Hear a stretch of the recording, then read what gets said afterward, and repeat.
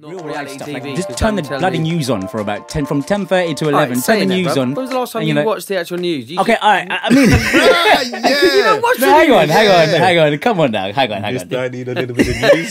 Don't Come tell on. people. Yeah, you should watch the news. You know, honestly, people should educate themselves about The news is nonsense anyway. It's biased. No. Hang on a second. Very, very biased. I think I'm not proven BBC it's fan. biased as hell. What, because of the recent events, though. you mean? Yeah, they're orchestrated, man. You got to watch it to see what the general gist of what's happening out there, just to kind of. Yeah, you can still have your own. But then you have to go and do your own stuff. research after that, really and truly. Yeah, in my I mean, opinion. That's long. That's why most people don't do it. Yeah, that's what I mean. Most people And get that's why the news get away with what they get away internet with. from their social media feed. Exactly. I mean, their news from their social media Exactly. feed. And then you find out that Cambridge Analytica's controlling our minds. Just jacking the world of all their data Do you know what? and shit. I hadn't watched the news in about 5 days, I think it was. I was busy working on a bunch of stuff. So you guys have got to fill me in on this stuff. What is going on? Cambridge Analytica. Yeah. Can you just give me the lowdown? And for anyone out there who's not been watching the news or tries to stay away from it, tell me what the deal is. What's the outrage? What's going on? Boy, to be fair, I haven't been paying extreme close attention, but the general gist is this company called Cambridge Analytica, who place themselves as they get data basically for political events like elections all around the world, basically. Yeah. And they've decided they're gonna mine data from people's Facebook. What? Yeah.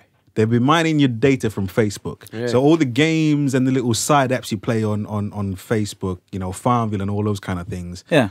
Essentially, what you're doing is you're giving your data, you gave them permission to access your data. And in some aspects... I didn't give anyone permission. I unticked the box. No. You unticked it. There's a box that you forgot to untick, and the fact that you okayed that app gave them access to your data. If ever you liked anything, they've managed to find a way of using not an anagram. Analytics. Imagine. No, Algorithm. Algorithm. Yeah, that's the one. Which is probably an anagram of something else. An algorithm of where anything you like, anything you're interested in, they create a profile for you. And then they use that for everything from targeted marketing, targeted advertising, targeted propaganda. So they've now developed a character. So what they realised is if they want to, what they got in trouble with for the effect they have on political decisions were made, like the Donald Trump election, the Brexit vote and all this sort of stuff. So companies have been able to then target their advertising. So they go, you love pets. So say you're all about dogs. You're all about dogs. You like cats and dogs and and all animals, and you like everything. Every sign, like petition, you're signing all this sort of stuff.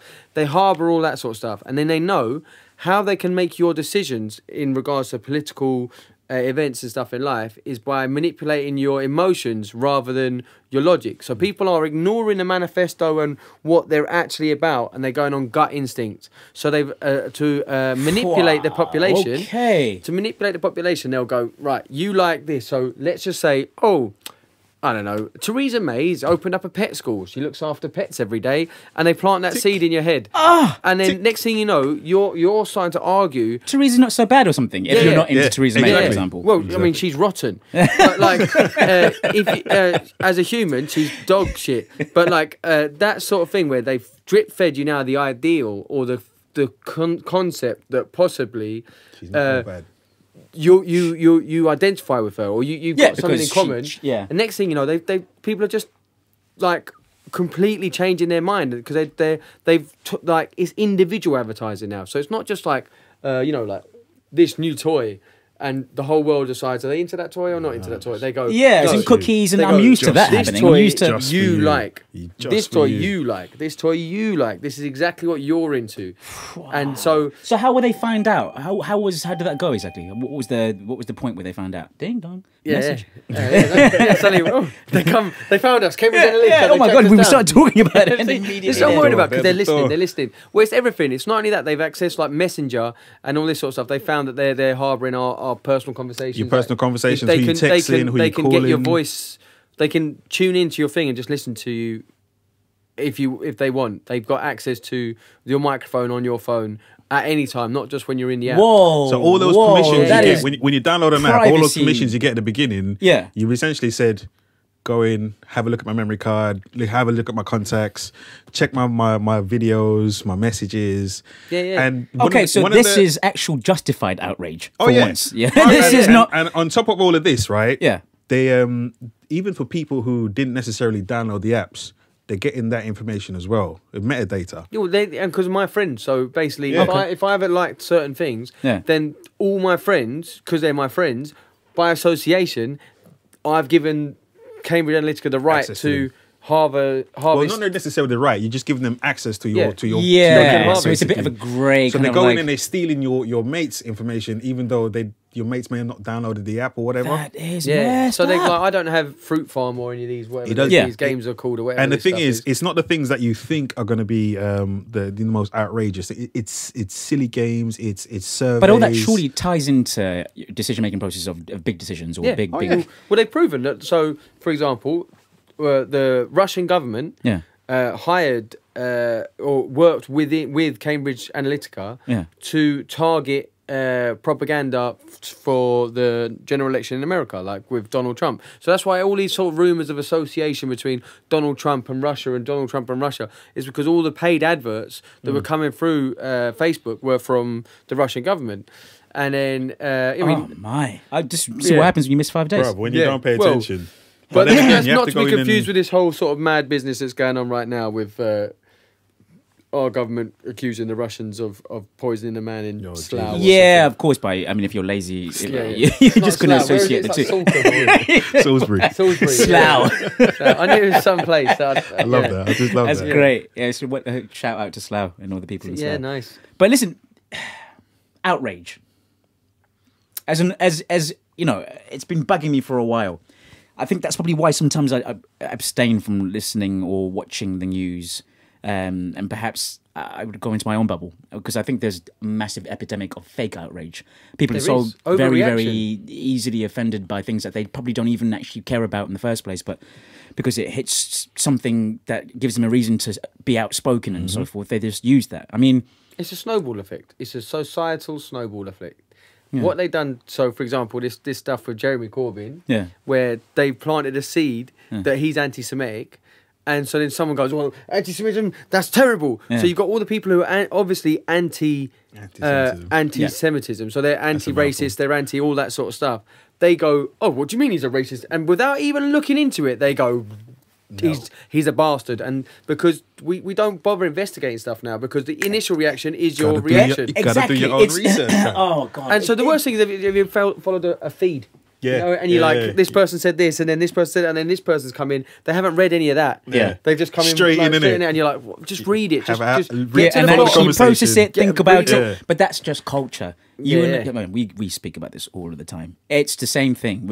I don't want to go too much into social media, but it's because everything's so intensely pumped towards you. I mean, in 10 seconds you can scroll through 17 different stories and have so much information that you haven't got time. Your attention span's so short now. Completely. So but that's why I implore people that I kind of hang out with anyway, or anyone that I know who is opinionated, to really think about what it is that they kind of say before they actually put out an opinion. But then again, sometimes some stuff is just damned obvious. Some stuff is just wrong, and some stuff is just right, isn't it? But you're gonna have a gut reaction to everything. But before you didn't have a platform to write it down so it's permanently there for record. Because I think lots of people write these things, they shocked outrage, and then they look into it a little bit more and go, oh.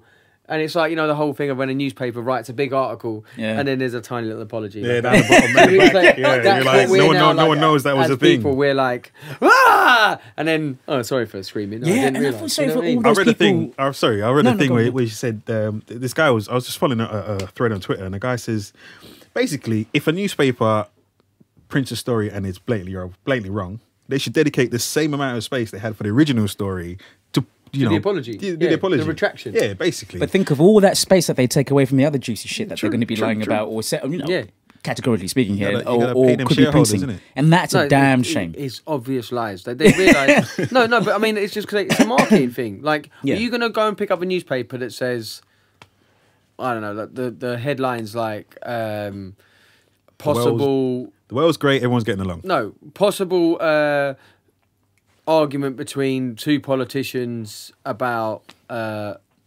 housing. No.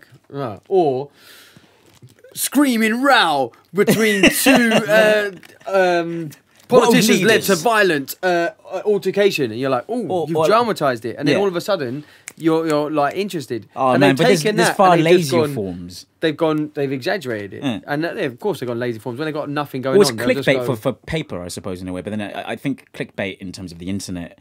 For example, if I read a caption of what something is on a video, I'll probably click it if it's something extreme. Barack slams Bush, you know. Goodness.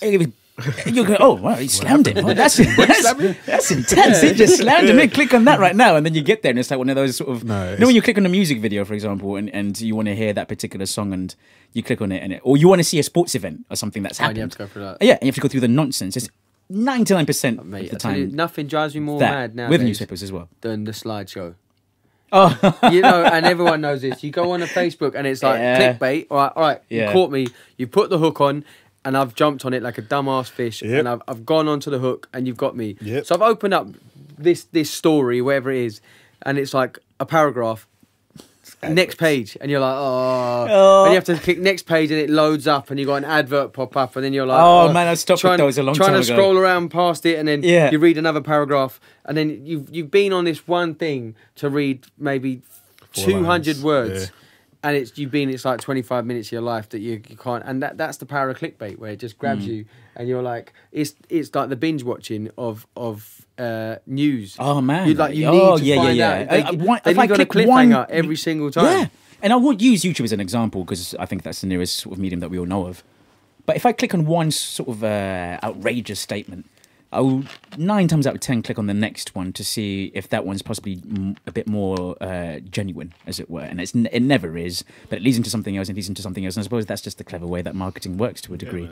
But if we round it up and we say fake outrage and so forth, I think a lot of the time fake outrage, and obviously it comes out to online media and so forth, it is because of attention seeking, because sometimes having the most outrageous opinion, ironically enough, gets people to. It's about fame, isn't it? People want to be famous. So if they come out with the most ridiculous reaction to something, then they, in their wildest dreams, it gets turned into a pop song. Do you remember the days? Yeah, of course. I don't know if this still happens when anyone says something. How'd your kids? How'd your wife? Every time in America now, when they ask some local person, they find the most mental local person they can find, and then they get that person just to say, and all that person is thinking, I'm just going to say wacky stuff in a weird way because one day someone's going to take this. I become a YouTube star, and then next thing you know, so they're like just coming out with ridiculous answers, and because their whole reaction is based on not what they're talking about, it's about the attention they get from the reaction they're given,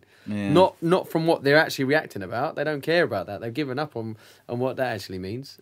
Sometimes with that though, it is some of them people are just naturally that fucking quirky, and they just open their mouth and speak, and then someone goes, "That's beautiful. I gotta do something with that." Hide your kids. Hide your kids, because that's what them fellas were doing with those videos for years. They were just grabbing stuff off the news. It's just weird how the news finds those people. I love it, man. Oh no, I think on the lighter side of stuff, I do enjoy things like that. Watching somebody who is, just living their life. Live their life, innit? I got bronchitis. That woman. I ain't got time for this. Ain't nobody got time for that. Oh man, you get lost in that world. I can't remember what the very last one was that was, substantial enough to be a big viral video or whatever. Well, I don't know, but it is. You do get lost in that world. That's the dangerous wormhole of YouTube. Yeah. I've ended up in some strange places where you're watching. Do you want to hear about this on air? I mean, not. I mean, it's YouTube, so you ain't going to get filthy, are you? You just end up in that like a bizarre world of people saying weird shit. Some 1980s episode of the Wonder Years or something like that. And like, oh man, God, I've missed stuff like that. I mean, the other day I was speaking to somebody, and it made me sort of understand my age. It was my birthday the other day, I remember, and I was thinking, oh man, do you remember? I mean, it's come up a couple of times. You forgot it. Never mind. I did. Listen, I said to them, Captain Planet, and I was starting singing the Captain Planet themes. Captain Planet, he's a hero. Classic, yeah. You don't need the whole dance, but no one else ever did. Things like that make you realise just how bloody old you are. Yeah. Okay, I quite enjoy stuff like that. When I stumble across a video like that on YouTube, it's nice. It's not all of YouTube or any of that stuff is bad. So you just got to take it all with a pinch of salt. So No, I mean, I fucking love YouTube. oh, it's brilliant. I mean, sometimes can be a little I'm not bit gonna depressing, lie, but yeah. I don't know what it would be like going to a toilet now without having a YouTube video to accompany me on my longer visit. Yeah. We don't need to know that you use YouTube to alleviate your passing of you know.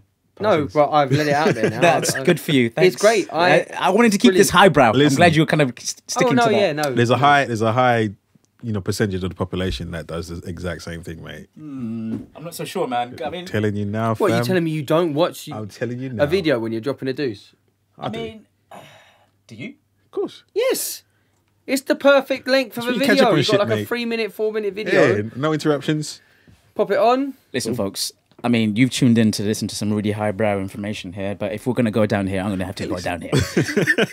There is no way that when I'm using that particular facility, I want any other attention. I'm not taking my phone into that room. Who wants to take their phone into the room to do things? It's a quick process. That's I'm why in they there. I'm made- out of there. I'm that's why kind of they like, made this is the flash job I wipes, came mate. here to do. I've done it. Mate, I'm out. you're not even scrolling. Why would you scroll there? Why not?